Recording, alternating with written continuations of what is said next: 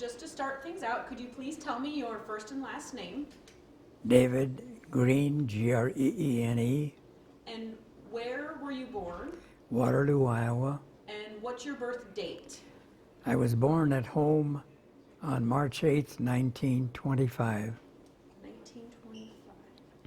And were you a city kid or a farm kid? City, lived at the edge of Waterloo, but city kid. Okay. Growing up as a city kid, what was that like? Well, I had 3 older brothers and 1 younger brother. We were a big family of boys, no girls. And I don't know, we had so many in the family. Of course, we're all 3 years apart plus, so you're just really playing with the next in line. You aren't playing with the older ones. But we had a lot of neighbors. I can remember more about wintertime sledding and things like that than I do with the summertime. But I had a little bicycle, hard rubber wheels on it, and it had no brakes, and it did not have any coaster. It wasn't a coaster kind of thing. You were either pedaling or you were stopped. And Well, it had brakes. They were just your feet. that was my feet. And the interesting, biggest difference between today and then is we played all hours of the evening and nighttime. We were playing hide and seek at night and things like that, doing things outdoors that kids nowadays wouldn't even think about doing. But there was no problem, if you want to call it that, back in those days about having the kids out late hours of the night. Did your family at all, were they affected by the Great Depression? Yeah, quite a bit, because the first house that they lived in was on Home Park Boulevard, right up against Fletcher Street, which was a streetcar line. And my parents were in there. My older brothers, of course, they lived in that house for about almost 10 years, a little over 10 years, but then lost it because the cost of the keeping up with the house and so forth was more than the income that my dad had. And of course, he had lived there already for my oldest brother being 10 years older. And we didn't move until I was 3, so they had lived there for at least 13 years. But they lost that house because my dad just didn't have that much. You expect to have advancing income which didn't happen. So they lost that one, and they bought a second house that they bought was big enough to have rooms in it to rent to people. So they had more income coming in. So that allowed them to gain a little bit. Mm-hmm. And the next thing you know, they bought a double house at 909 West 5th Street, 909 and 911. And so now you had a bigger house with more income because of apartments and so forth. The only problem with that was my next oldest brother and myself each came down with scarlet fever. I was 11, he was 14, which meant that they put a poster on the front of the house, scarlet fever, do not enter, do not exit. And so we had to get out of that, and we went to what we called the county pest house. And it really was a house, a building, that contained people that had things like measles, chickenpox, whatever else, and they had to get out of their homes for whatever reason. So my brother and I spent 3 months there. You were quarantined. We were quarantined. Because your parents needed to let out the rooms. That's right. So we're in the quarantine, and this building we were in, the first story was half on the ground and half above. So we're in the second floor level, so to speak. And our parents would come to see us. They would stand outside, and we'd talk through the window, and they'd be down below us by about 8 or 10 feet.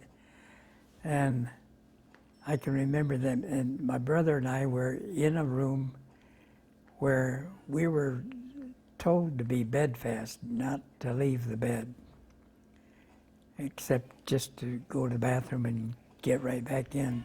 So by the time we got through there and they let us out, it was like almost your feet were so tingly, you hadn't walked on them for 3 months, and it was just like starting all over again.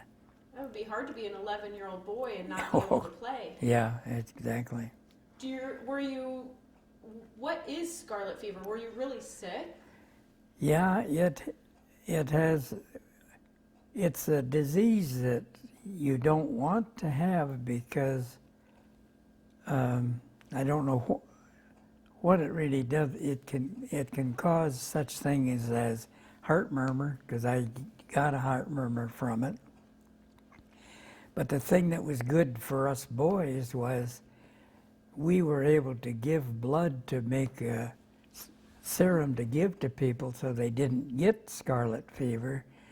So we got $5 for every half pint of blood that we gave them. And we did that several times. Because your body had built up the immunity Yeah. since you had it. Right. So those are the crazy things that happen.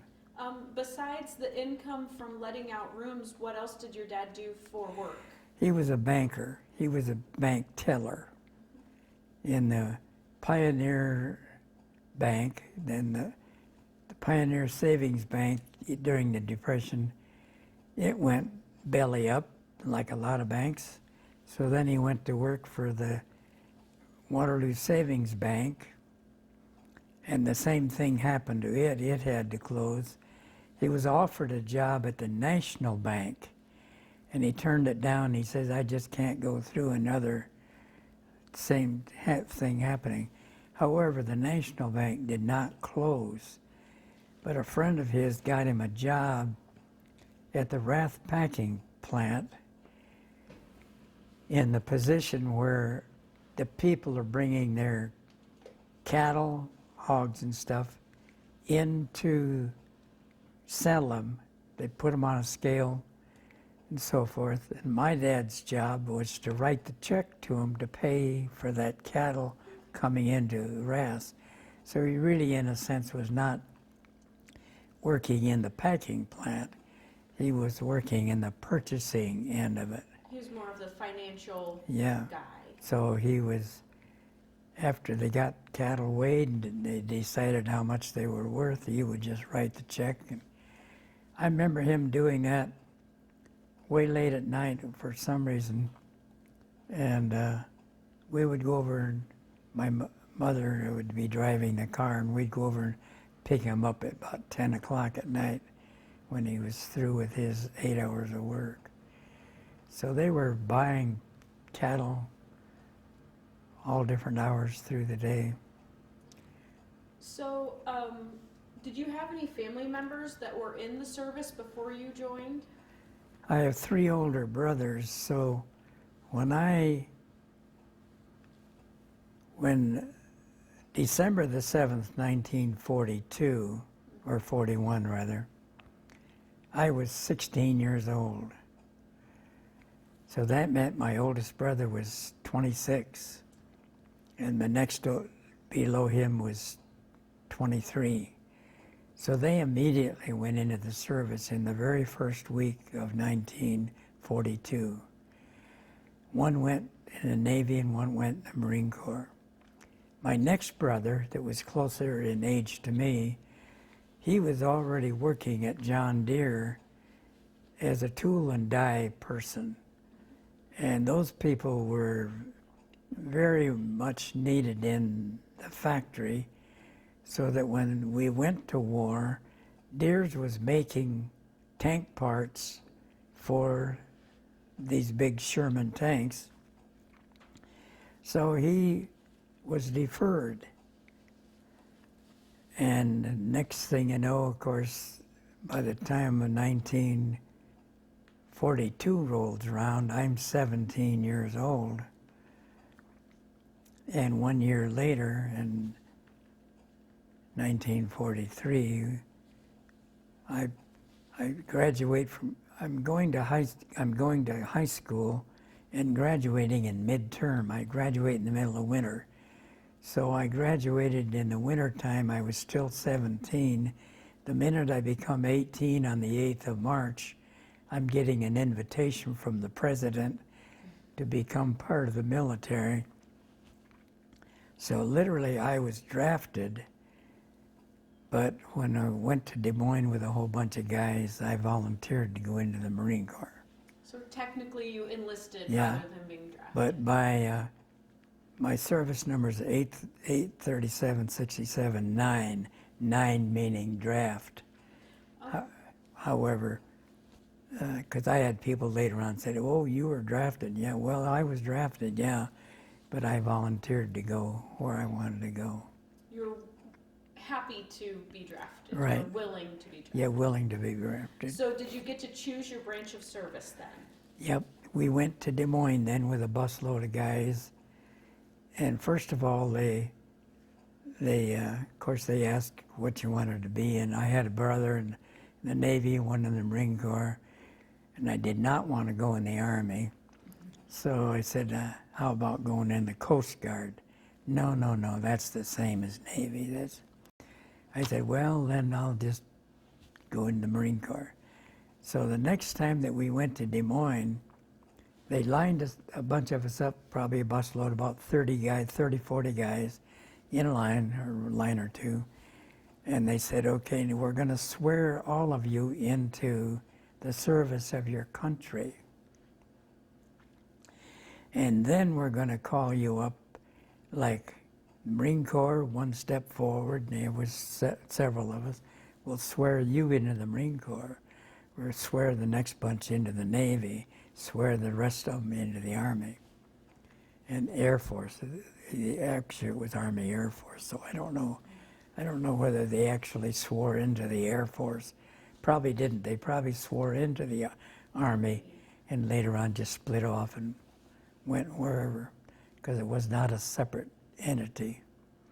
They had their own Air Force, Marines had their own, Navy had their own. So when they said, "Okay, who wants to be a Marine?" you just went ahead and stepped forward Yeah, and step got it. forward, you're right. So why didn't you want to be in the Army? That was just too many people. I wanted to be in something that was a little more special than the Army. So you chose Marine I chose the Corps. Marine Corps. Of course, the Marine Corps all went to the Pacific, as did most of the Navy. And the Army, in the early part of the war, pretty much went to Europe. But then, of course, the Army came into the Pacific also because they had some large battlefields. But the small island battlefields were all Marines. But when they came to bigger battles, such as in the Philippines, things like that, then the Army was involved with those battles. Well, once you decided to be a Marine, where did they send you for your boot camp? If you were west of the Mississippi, you went to San Diego. So I don't know what exactly the date was, but I had graduated from high school. Literally, my last class was in December of '42. But we didn't have a graduation ceremony as such in the middle of the winter. You had it in June. So I was still around and had the graduation ceremony. I think it was about June the 5th or 6th. And on the 8th of June, I left Waterloo and headed west. What's the name of that base out there in San Diego? San Diego Recruit Depot. Is it Pendleton? No, the Pendleton is a training. The boot camp is in San Diego. Okay. And those buildings are still there. I mean, the old original playground, and it's all in Spanish style. And there are a lot of movies were made in that particular area. And those buildings are still there. But the rest of the buildings where a person was, we were living in Quonset huts. Platoon of men was 2 Quonset huts, and you had a dining hall. 1,200 men at a time would eat at the dining hall. And during that time, of course, they're giving you tests to see where are we going to put you in the Marine Corps. So I tested out, and it said they wanted to send me to radar school. Which school did they send you to? Radar. Radar? Well, that's what they wanted to do. Ah. But my getting out of boot camp didn't coincide with the beginning of the class. The radar school was in Chicago. So they said, okay, what we're going to do is put you on mess duty for a month. And Marine Corps, mess duty is not a penalty. In the Army, you always see the cartoons of the mess duties. You've been bad boy or something, so you got to whittle potatoes. Well, the Marine Corps, you get $5 extra per month for being in the. So I'm doing mess duty for a month, and when I get through with that, I'm still not in alignment with that radar school. So they said, what we're going to do, we're going to send you to radio school right here on the base.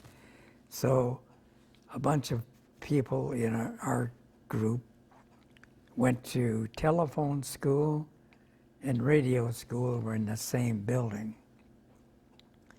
And really back in those days then, it was like a tune-up radio, and you had to learn how to repair that thing, and you had to learn code, Morse code, and be able to send 15 words a minute to pass and stay in the school. And we had guys that, using what we call a bug, doing dots and dashes back and forth, they could get up to 60 words. It was just unbelievable how much they could put. And a word is really what you mean is 5 letters or numbers, because a lot of this was code. Mm-hmm. You're sending just a whole bunch of series of things that isn't in English. Oh, so you're not spelling out words. No. Huh.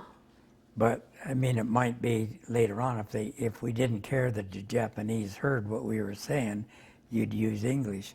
Other than that, you're spelling out little groupings of letters and numbers that are all coded to mean something mm-hmm. to the other guy that you're sending to.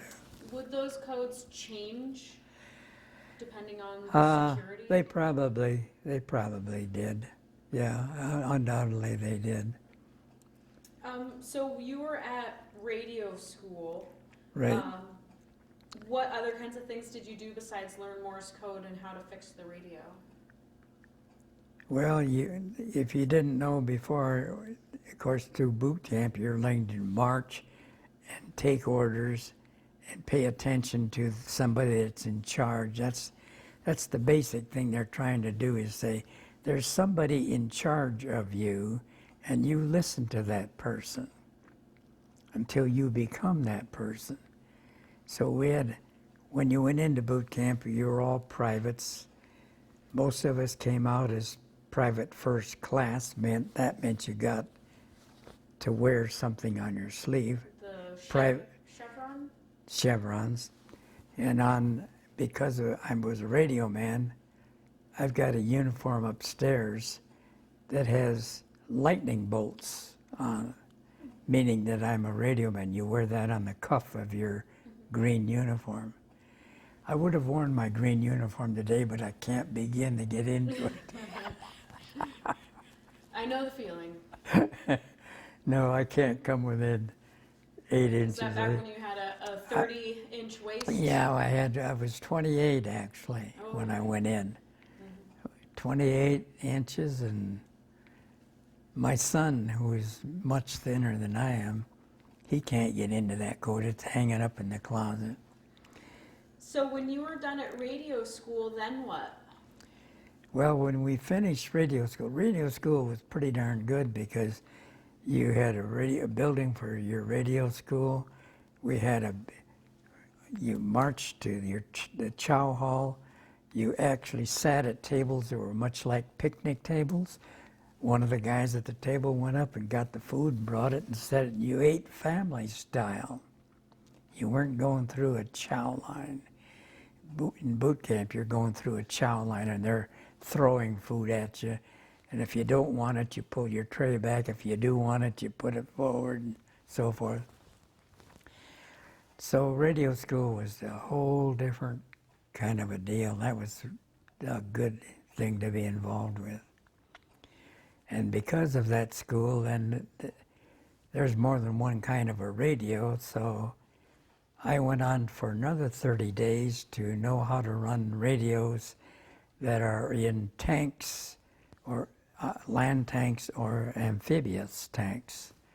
So when I ended up going through that second radio school, I went to a place called Jack's Farm, and that's on outskirts of San Diego.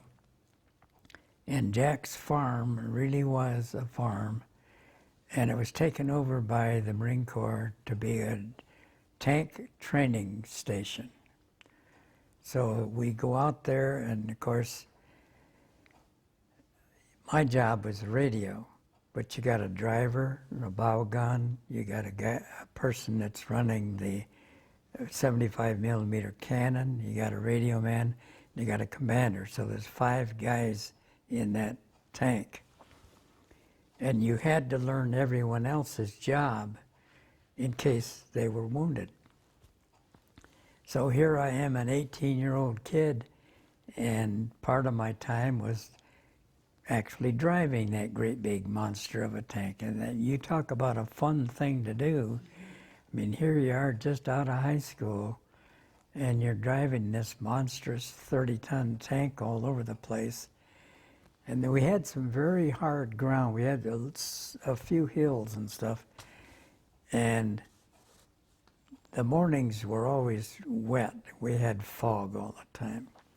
So we would be out early in the morning training in those tanks. We'd be up on a hill here.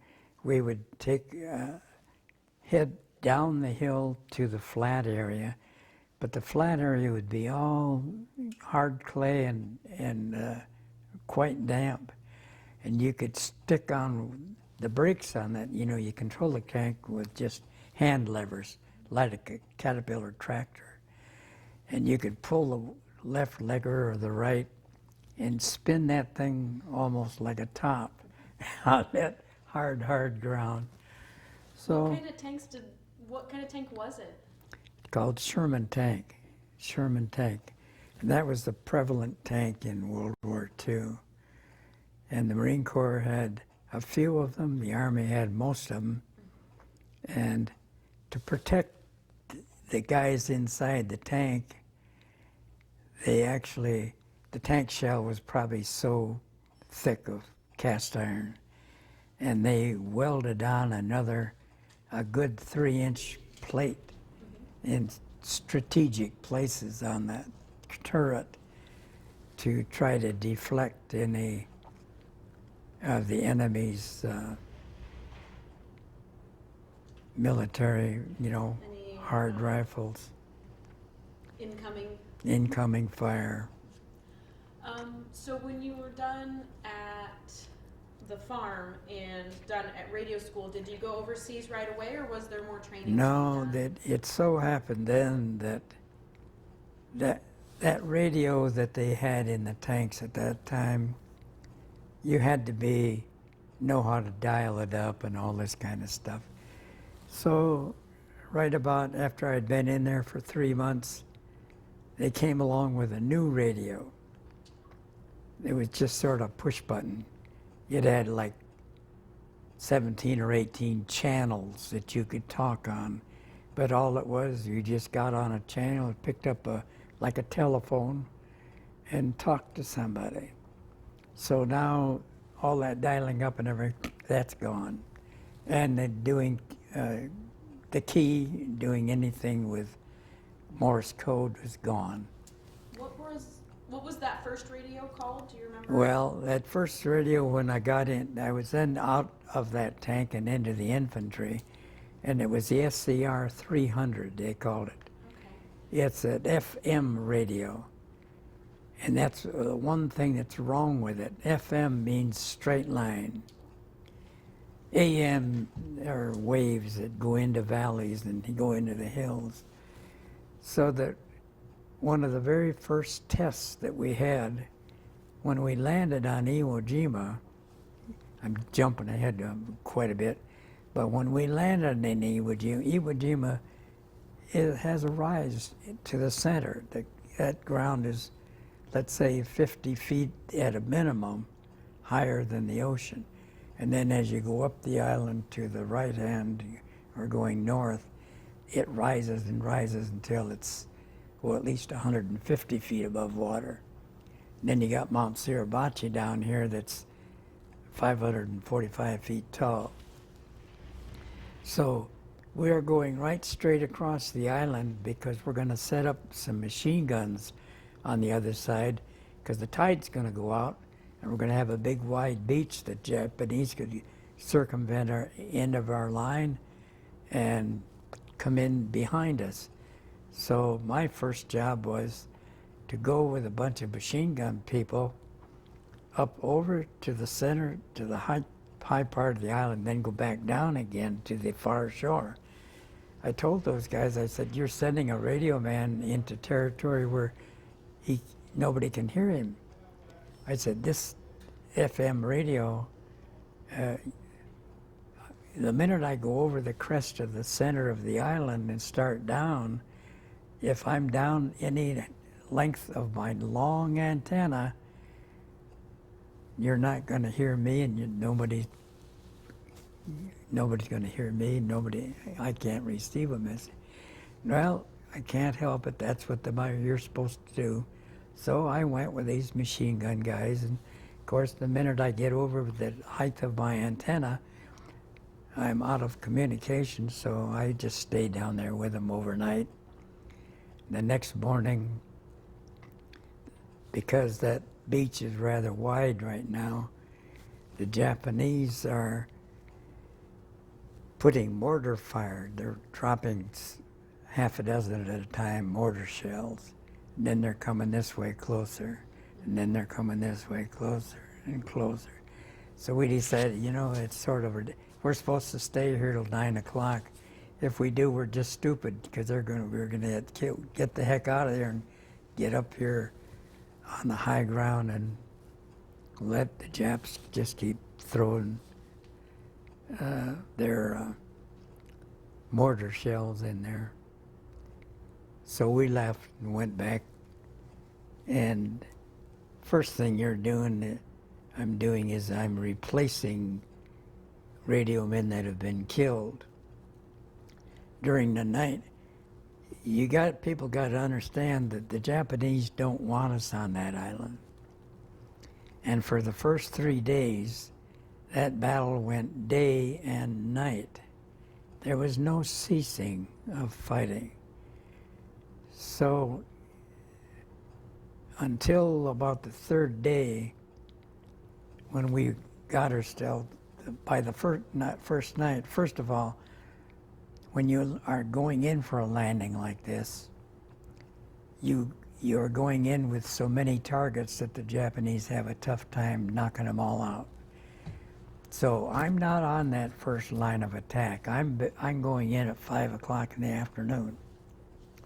But 9 o'clock in the morning, there's 360 craft that are hitting the beach in about 3 different waves. The beach is 2.25 miles long. And these 360 craft are each carrying 17 or 18 people. And they got a coxswain and they got 250 caliber machine guns. That's the crew that's going to stay with that craft. They're going to put all those men ashore, and those men amount to about 30 at a time in each one of these, so that you end up within 1 hour, we've got 7,000 men ashore. And by nightfall, we've got 30,000 Marines ashore. Of that first 7,000 that went ashore, Kiribayashi, the Japanese general, his whole thought was, I know there's no way for me to keep these guys offshore. So let's just let them come in. And when they all get pretty well bunched up on the shore, because they're going to have to go forward and then make a right-hand turn, because we're at the narrow part of the island. Where we landed, the island's only 700 yards wide. And then we turn and the battle goes that way. So he let us come ashore. So there's 7,000 of us ashore very quickly. He waits till we get there, and then he just bombs the hell out of it. And the next thing you know, we've got 650 dead people and another 1,900 wounded. So we've got 1/3 of all of the people that came ashore in that first series of waves are already gone. They're out of the battle. Because when a person's wounded, there's no place on such a small island to attend to that person. You fix him up briefly and put him on a boat and get him the heck out of there. There's no place for a hospital set up and so forth. Later on, after we get up the island 3 or 4 miles, and that was a different deal. But in the first day or two of battle, the first 3 days, there was nothing going on there except the Japs are not wanting us on there, and we're determined to get on there. And the battle just went on 24 hours a day. And the first thing I did after going down to the beach that day, I came back to replace a radio man that was in the regimental radio. He was a regimental radio man. I'm a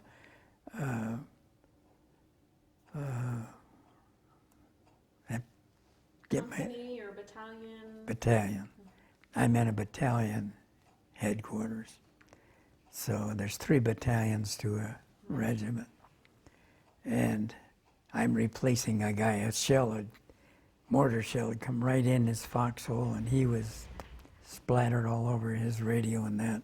So we hauled him out, put the radio out, put me in that same hole.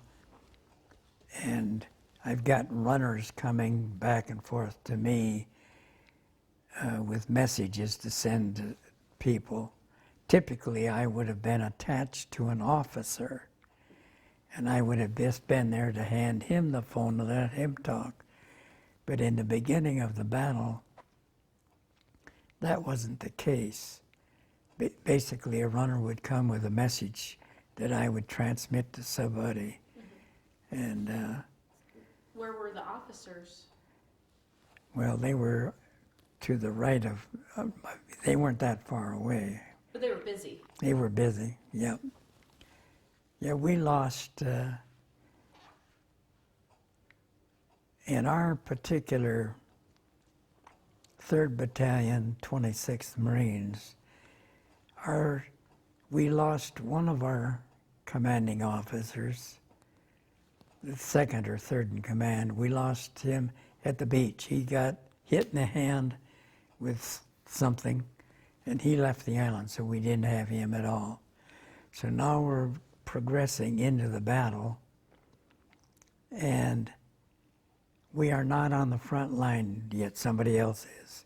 So we're going on the front line on the 3rd day, and we just get on the front line, and in comes a shell that lands right into our command post. I'm outside of that hole. In other words, bombs that have landed from airplanes or heavy artillery make nice big holes. And so they've become command centers. They're about 8 foot deep and they're about 25, 30 feet wide. So you can get a lot of people in there. Well, they got a lot of people in this one, and the next thing you know, a shell comes in and our colonel, and I wish I could say his name, I can't, not on top of my head right now.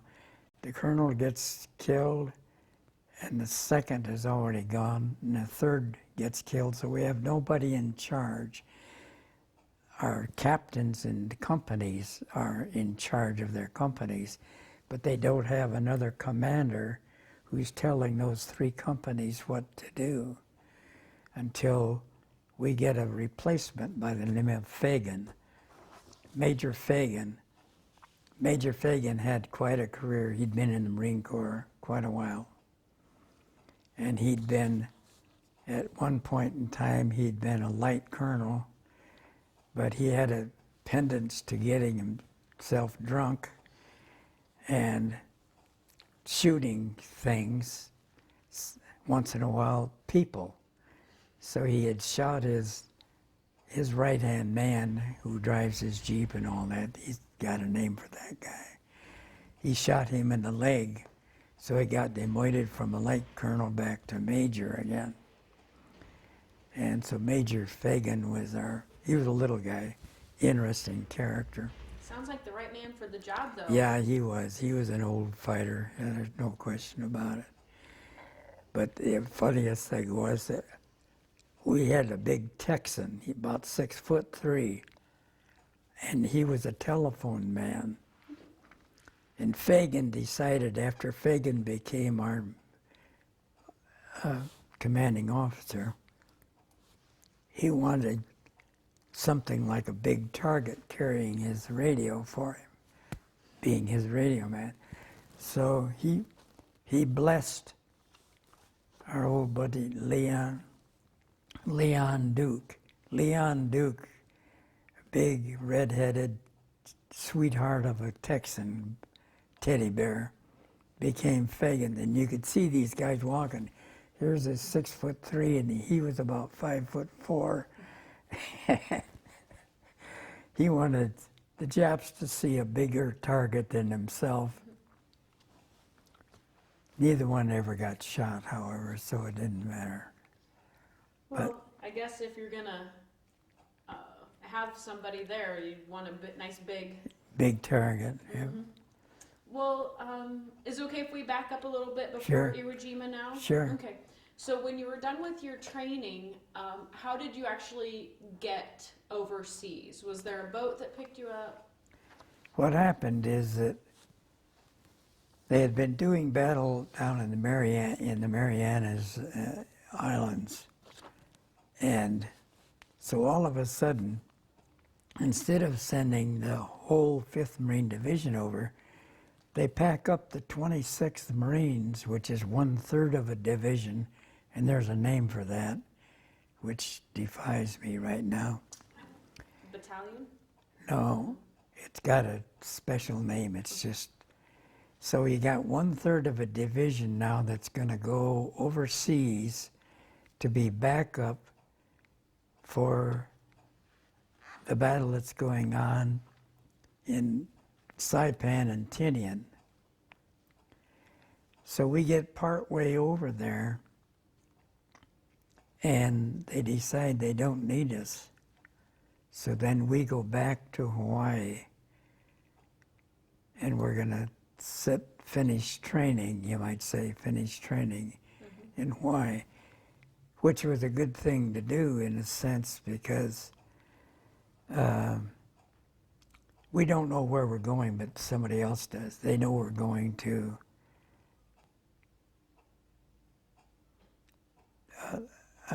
island that's nothing but volcanoes, volcanic ash and so forth. And so they said this would be a good place to train those kind of people. So there was nothing there. Because Hawaii's got lots of lava flow and so forth. So we were training in an area that was very similar to what it would be when we ever got to our destination. You had mentioned that you got a new radio. What was the new radio called? Well, it was called SCR 300. Okay, so that's That's the a new FM. radio. Okay. Yeah, and it's just a push button deal. Now, did you carry it on your back? Yeah, Was it very heavy? weighed 30 pounds. And of course, it says it's waterproof. Of course, a lot of the weight is the batteries. They have huge battery on the bottom that you could remove and replace. So that meant that when I was landing on Iwo Jima, I was landing with a 30-pound radio on my back, which was inside of a 5-pound rubber case so it wouldn't get wet. And I had my pack on the front. In your pack, you have 3 days worth of food, which are K rations. Or they had other rations that were nothing but Just like a little sea ration? no, it's just a bar, like a big bar of candy, but it's full of vitamins and so forth. And what we used to do, we used to scrape those down and into a cup of water and drink them. Well, let me ask you, you said that you were in the amphibious vehicle to take Right. you over. What goes through a person's mind as you're sitting in there? Well, I wasn't really feeling, because now basically I'm going in at 5 o'clock in the afternoon. The guys that are really battling are going in at 9 o'clock, between 9 and 10. And then there's other reinforcements coming in behind them. And basically I'm going in knowing I'm in reserve. I'm not going to go in battle for about 3 days, third day. So that was a line that you were happy to wait in. yeah, so you go ashore, and of course, what I remember basically about it is I'm going in a landing craft that has a ramp.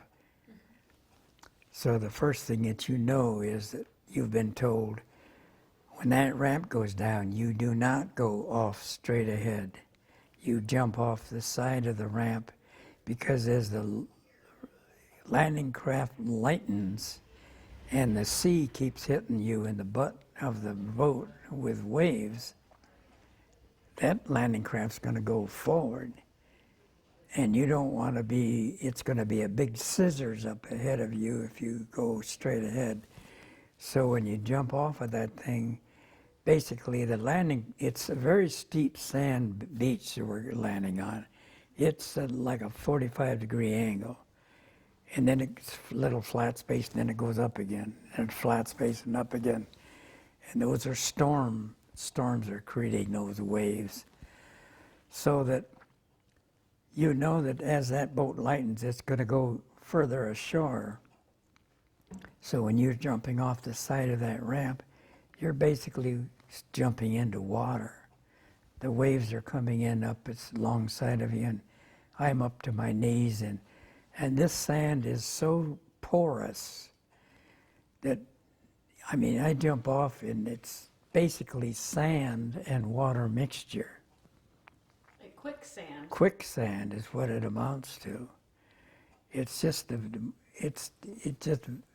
until later up at the beach does it ever become anything that you might call hard, but it never comes hard. I mean, you're trying to run in that stuff. Now, I'm going back, when I returned to Iwo Jima, we were trying to run in that sand to get someplace in a hurry. You can't. Of course, we weren't trying to run in it when we were going, we were getting ashore and crawling and up and down and up and down and up and down. But when we went back to Iwo Jima on that return trip 6 years ago, you can't run in that stuff. It absorbs you. You are enveloped with that sand, and it's just crazy. You can't run at all. But when we went ashore that day, we had an artillery barrage going on. Artillery had landed left of us, right next to Suribachi on Greene Beach. Japanese had artillery up here, so they started an artillery duel. I mean, if the artillery's going to shoot at something, it's going to shoot at the target it would like to knock out. So here we are. We're going into the high point of the ground on Iwo Jima, and our artillery and their artillery are fighting each other.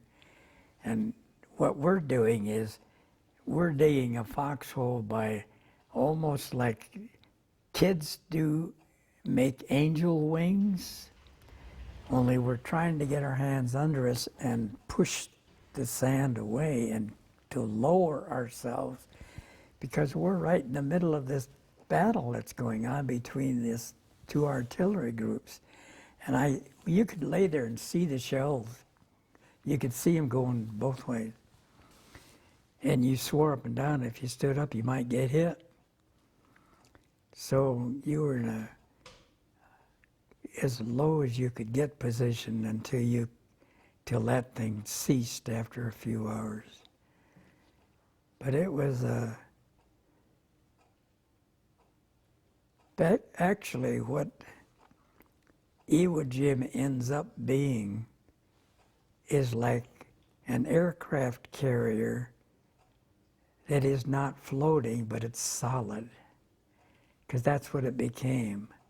It became a series of airfields where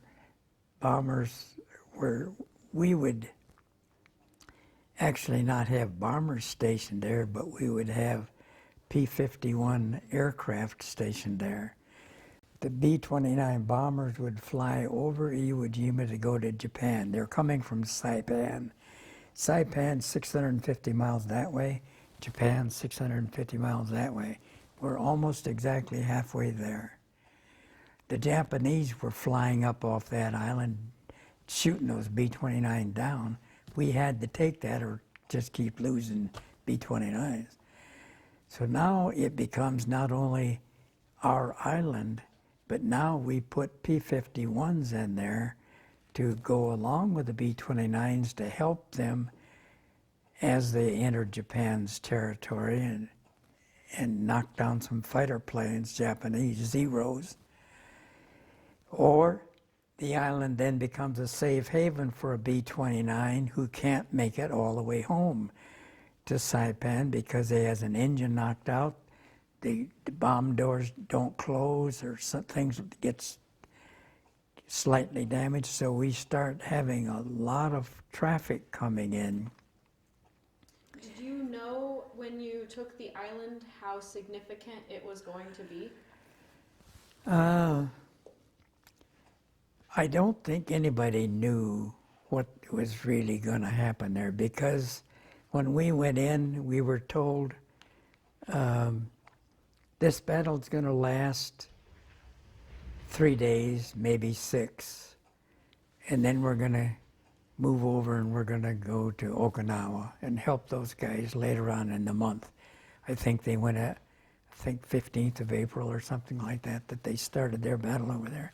And this is just going to be a tune-up. This is going to be something to help you in your training. Well, it didn't turn around that way at all. There were 21,000 Japanese there that were bound and determined that they were going to either keep the island or die for it. So they all died, every one of them.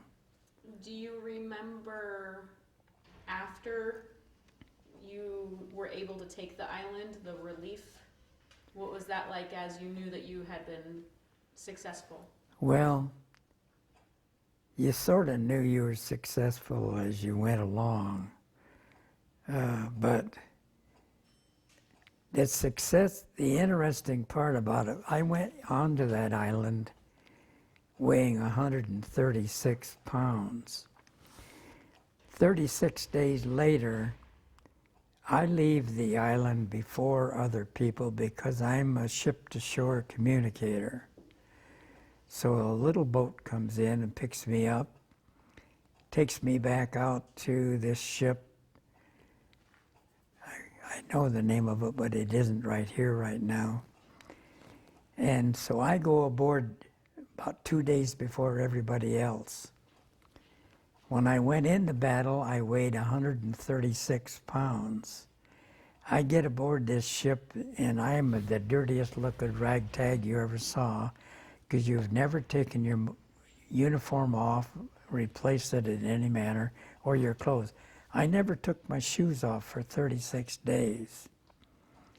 So I get aboard the ship, they strip me down, throw the stuff away, and weigh me in. I've lost 22 pounds. I was just a fragment of what I was, 114 pounds. Why is that? You don't spend time eating when somebody's shooting at you. And that's basically, everybody was that same way. They all lost weight of different. We had, when we went aboard ship, we hadn't eaten, properly for all that time. That's why you're losing weight. And I remember I'm on the ship already, and the next bunch of guys come, a whole bunch of them come on about 2 days later, and they're coming down a gangway in the middle of the ship, and they're going by the bakery, and this one guy reaches out into the bakery and grabs a loaf of bread and starts eating it. And the guy says, "Give that piece of loaf of bread back or you're going in the brig." And he said, "You're going to have to get beyond these clutching arms to get that bread, because that bread is mine." They'd let him go. But I mean, we hadn't eaten properly for so long. What other kinds of stories did you want to tell as part of your interview? Do you have anything that sticks out in your mind? Oh,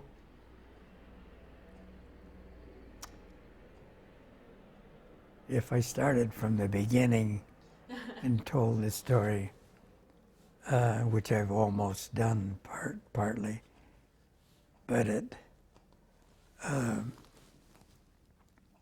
when we left Iwo Jima, we went back to Hawaii and to retrain. You remember, the war isn't over. We've only taken one island and somebody's taken a few others. So now we know the next target is we're going to invade Japan. Our invasion point, we know, is Sasebo, Japan. That's like a Pearl Harbor of Japan down on the lower island. And so we've got people training how in that part of Japan, the mountains just come right down to the water.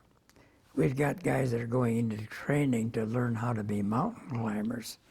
And what they were going to do is climb up the sides of these mountains to knock out their artillery and stuff that's going to be shooting at the ships. So they're going to be going, sneaking ashore at night if they can, and going up and knocking some of these things out before we ever even try to land in Japan. But we know, and we know even from the Japanese people in cartoons.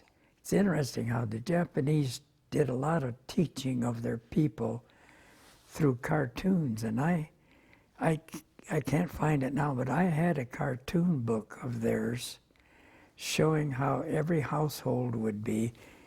You have spears that you've taken, like cane, let's say, you're using not sugar cane, but bamboo. Taking bamboo, sharpening the ends, putting it in a fire, hardening it to make it real hard to be able to kill somebody with it. These houses, I have a rifle in my garage that was a Homeland rifle. It was the most rough-looking rifle you ever saw, and I ruined the darn thing. It had been turned on a lathe, so you'll see the lathe marks on the stock and all the wood. Well, stupid Marine, instead of taking that home as it was, I'm sitting for days and days on board ship, going home, scraping that down with a piece of broken glass to make it smooth. Now my souvenir is ruined, but it does have a Japanese head. It's a Japanese rifle. And it's a really very rugged looking thing. It's not what you'd see in battle, but it's what you would see in everybody's house. All these homes have rifles in them. They got bamboo sticks, they got everything else. And they don't intend to give their nation up. Well, how about, so you're ready and training to take Japan, and then... Well, then in October, we're just getting all ready to actually ship out to different places that are closer to Japan. We're taking Okinawa and so forth, so that we have a base to work from that's very close to Japan.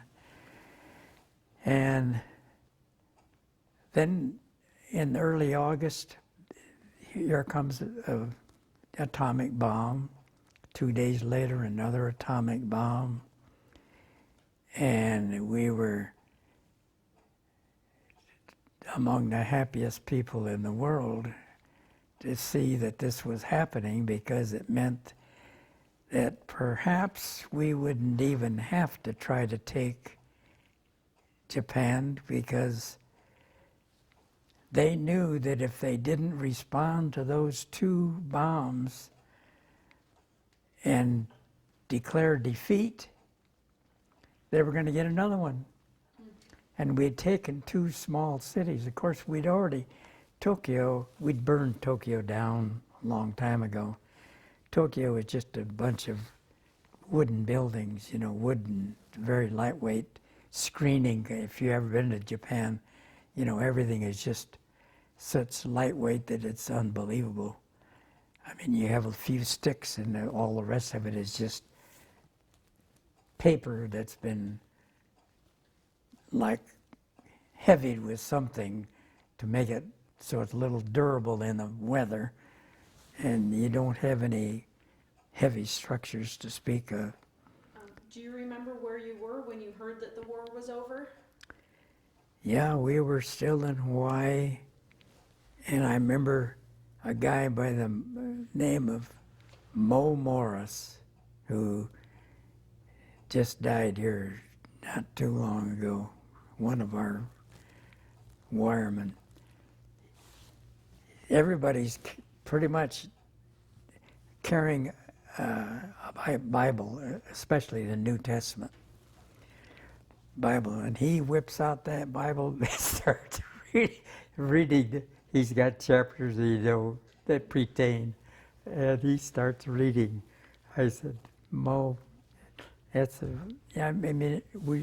go ahead. Everybody was so happy that it meant that we were not going to be trying to fight our way into Japan, but we knew we were going to do occupation duty, which wasn't bad at all.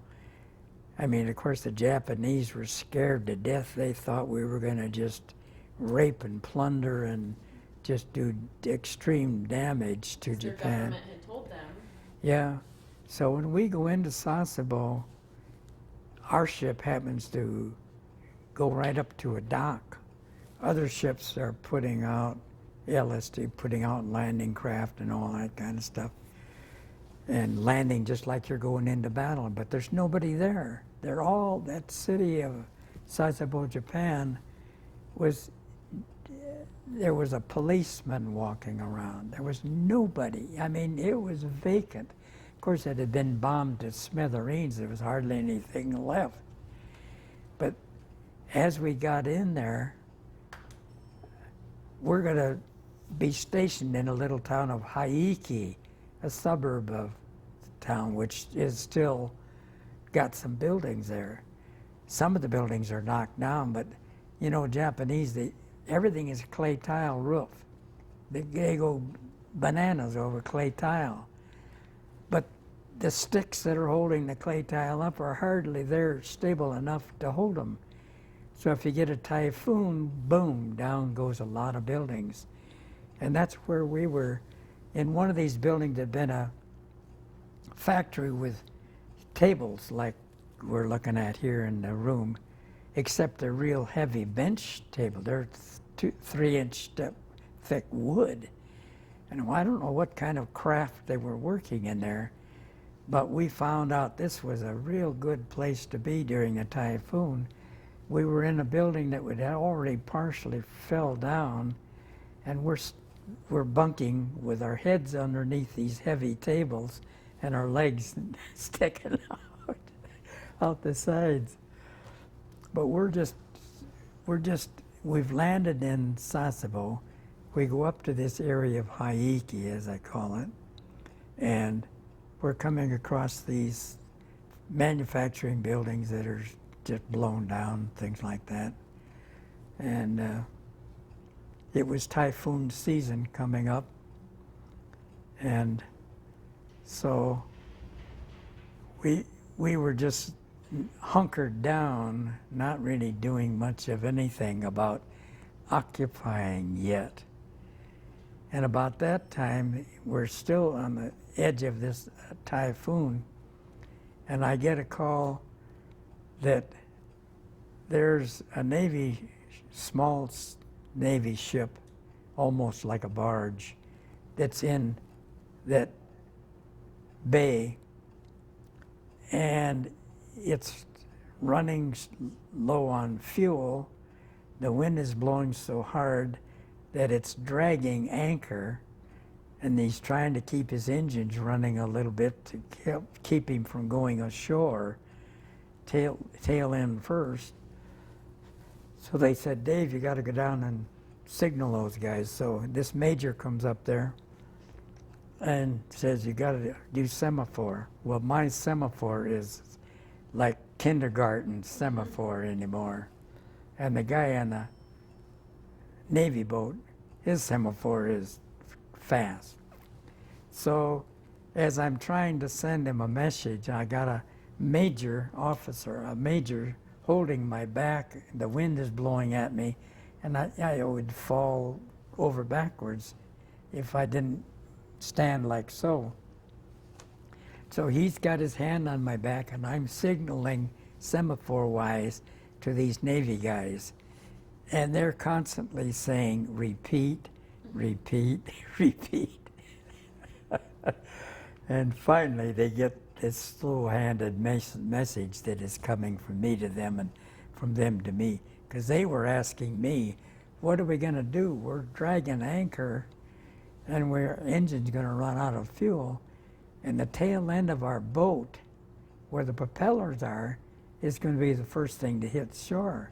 So we're going to be out of commission. I said, I guess that you're just going to have to, that's what it's going to be, because I can't help you. It's just part of war. The war continues even when the war is over. Well, let me ask you a couple final questions, because my next one's coming here in about 10 minutes. So, looking back on your time in service, are you proud of how you served your country? Oh yes, I think everybody that was in there could say they were proud. The interesting part about it was that when we're through in Japan doing a little occupation, our company of men is sent down to Peleliu, the island of Peleliu, and there's quite a few islands there. Peleliu had been an island that we took over many months ago, and it had a nice airfield and all this and that. But above Peleliu, in that string of islands, is an island called Babelthorpe. Babelthorpe is an island 12 miles long, about 3-4 miles wide. It had 25,000 Japanese troops on that island. And we were wanting to get LSTs down there. LST is a ship about 300 and some feet long, carries usually about 250 people with a bunch of trucks or tanks or something. We're going to load 600 to 800 people on that LST to send these Japanese back to Japan. So we found out how to get through all of the coral reefs and everything, the channel that we're going to take in, and we're bringing these LSTs in there. So now a bunch of us communicators are over on that island of Babelthorpe, and these Japanese are, we actually are offering them some food, and we're talking to officers and top sergeants that know English,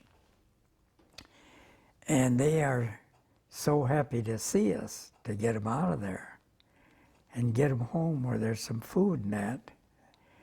But they can't eat our food because they wouldn't know what, if they ate that chicken, they'd just get sick. They'd have to be eating fish and rice, fish heads and rice, as we always say. But our little settlement that was set up there on that island, then we were communicating with a headman general that was up the island a ways. So we set up 2 bamboo poles, put a great big heavy cord in a circle, put our messages attached to the cord. The message our hierarchy is going to send to that general, and he's going to send one back. And they'd whip that with a little airplane, looked like a little Cub airplane. We'd pick up that message, run up the island, drop it.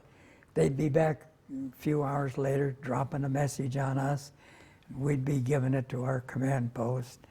It was the most interesting, crazy thing ever was. And we were there on that, basically just us communicators and all these Japanese and these LSDs coming in. The rest of our guys were back here on the island of Koror. Koror is a little 3-mile long bean-shaped island that was the capital of that bunch of islands. And I've got a guy who just recently died, but Craig Lehman was his name. He was an officer. And I was telling him all these stories. He and I were in Chicago telling stories.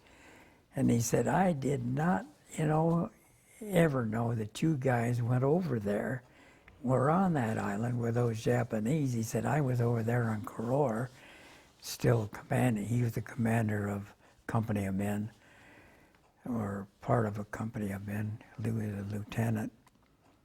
But I said, yeah, we were over there on the other side and trying to communicate between our hierarchy and theirs by little airplanes and messages going. Mm-hmm. And you said, yeah, I remember. Yeah. What was your unit that you were assigned to? Well, I was headquarters company, 3rd Battalion, 26th Marines, 5th Marine Division. Okay. And actually, I'm trying to think where the devil. When the war was over, they sent a bunch of us down there to the Kwajalein and those places. And I'm trying to think, what the heck?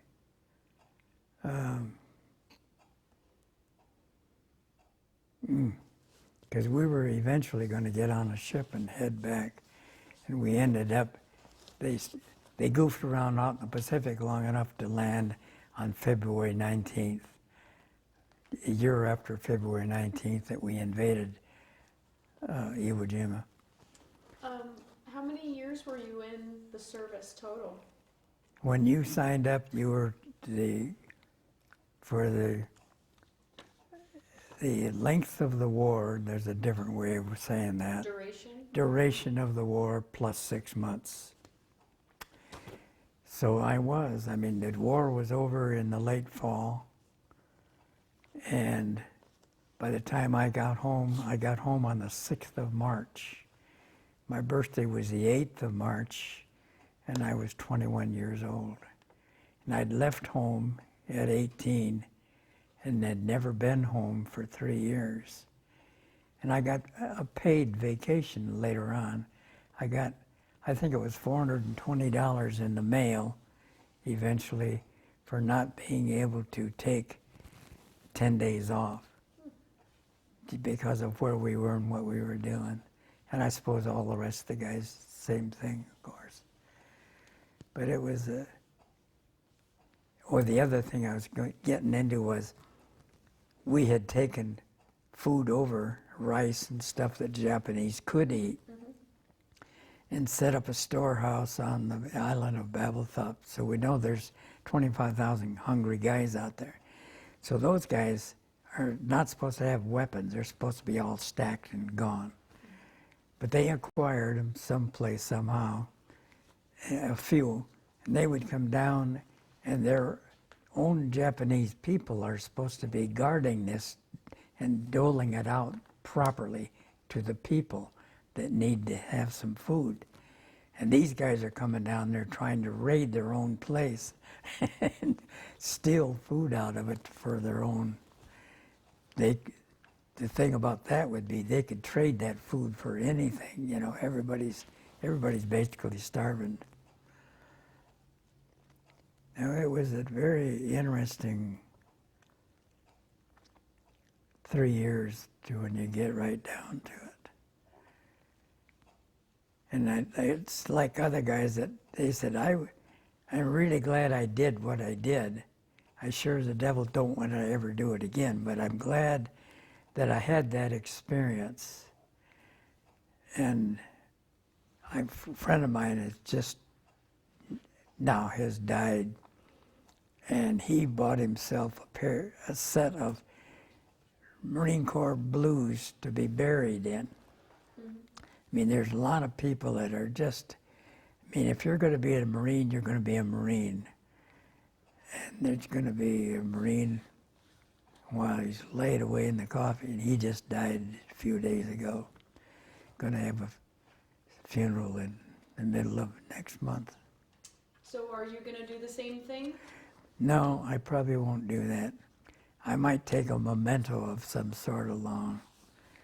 But no, I'm very proud to have done what I did and was very happy to survive it. And I don't think we had a lot of people that, well, just as an example, when we went to Japan, then we go back to Hawaii.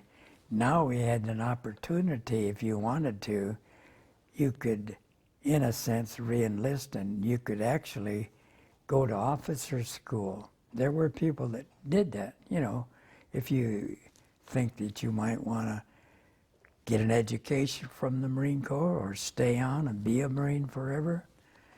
We had people that took up on that. I had no interest in doing that. I had an older brother that did that. He was 26 years old when he was first went into the service. So he's 29 years old when the war's over. Good grief. He just said, why don't I just stay in? So he did. He stayed in for 23 more years. The second brother of mine was a Navy guy. He gets married on the East Coast of the United States, and to make a little extra money, he joins the Navy Reserve outfit. He didn't realize that when he joined it, that maybe he might get called up again, because the Korean War comes along and he's called up to go back into the service. Yep. So you pay your dues. And my next brother, he had gone into the Navy late because he was needed with the John Deere Company. And he was only in there a short time, but he was married and had a daughter, so he had no idea of continuing in there. He had a job waiting for him when he got out. he ended up with the John Deere Company going to South America and becoming a plant manager along with it in Argentina. They have an Argentine manager and an American manager because it's a John Deere plant. But they got to have their say and we got to have our say. So he was down, he thought he'd be down there a year or two. Then they thought, well, maybe it might be 3 years. It ended up 9. Oh, wow. He ended up marrying an Argentine woman. Have some beautiful children. But it was an interesting time, and it's one of those things, I think I've said it already a couple times, you're glad you went, you're glad you served, you wouldn't want to necessarily do it again, but you were young and full of life, you might say, and wanting to serve your country the best you could. Came home, and I've got David Greene came home as discharged on March the 6th.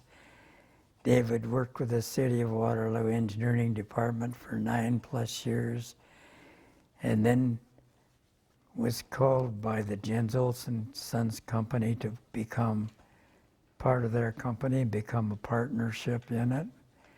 Retired in 1992.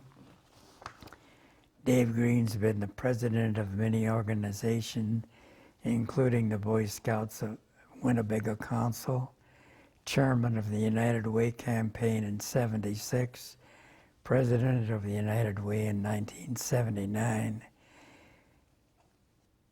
president of the Waterloo Tech Society, church moderator for the First Congregational Church for 3 years, board member of the Grant Museum and the Sullivan Brothers Veterans Museum, just to name a few. Since 1995, the 50th anniversary of the end of the war, I started giving talks about the war. The 50th anniversary meant that most of the veterans were 70 years old. And there was a big to-do about that. It said, hey, if we don't listen to the stories of these guys, those personal stories are going to be forgotten, just heard by a few. So I gave just a multitude. I've got 3 pages of places, at least 30 or 40 different places that I had spoken. Service clubs, church groups, schools, over in Wisconsin, up in Minnesota, and in Iowa. Telling about World War II, and basically, it was not because of the first time I went to Iwo Jima, it's because I went back. When I went back to Iwo Jima, that just like lighting a fire. What used to be a candle was now a bonfire of, hey, you and Caitlin Bentley went back, and the Grout Museum said, you guys have got to put on a program for us. So Caitlin Bentley lived over in Ohio, and she had relatives that were on the campus of Loras College, her father and stepmother. So she was able to come to Waterloo. So we set up Father's Day, the 16th of June, 6 years ago, to put on 3 programs in the museum.